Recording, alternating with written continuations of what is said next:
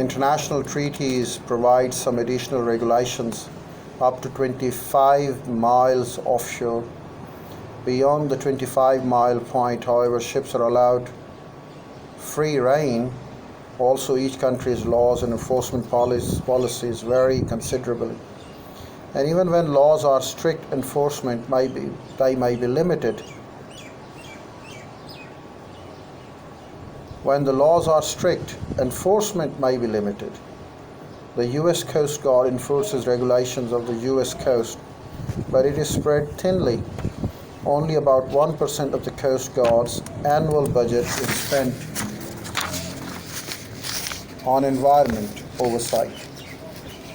Regulation aside, however, one would think that cruise lines would remain cognizant of the importance of the clean and safe seas for their own economy's well-being, and sadly, however, this is often not the case.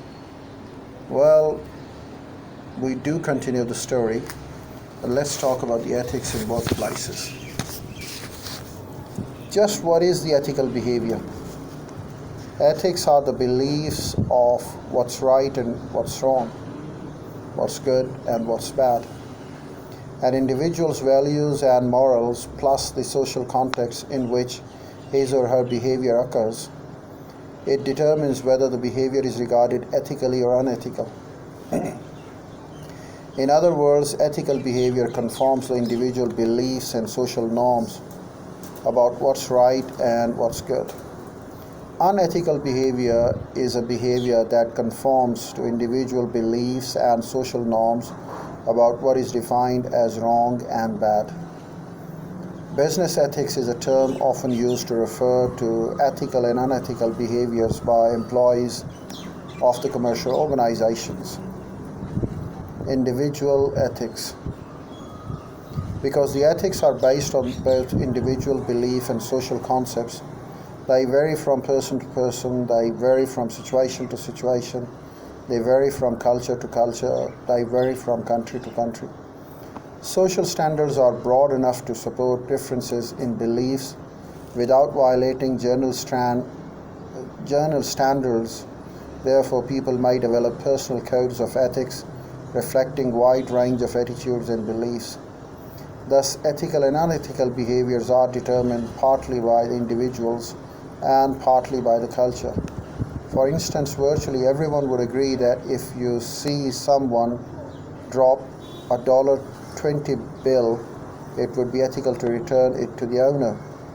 But there will be less agreement if you find $20 and don't know who dropped it.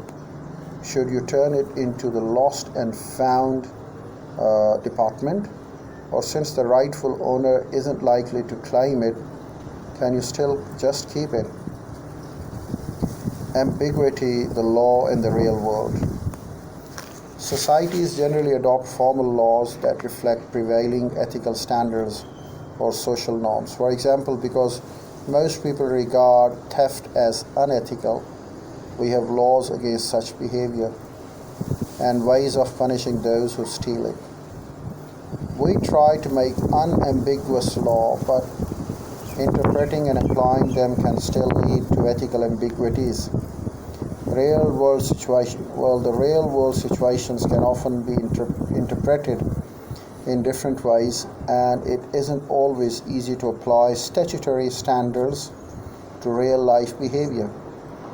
Unfortunately, the epidemic recent scandals ranging from Enron and Arthur Andersen to Tyco, Martha Stewart, WorldCom only serves to show how willing people can be to take advantage of potentially ambiguous situations.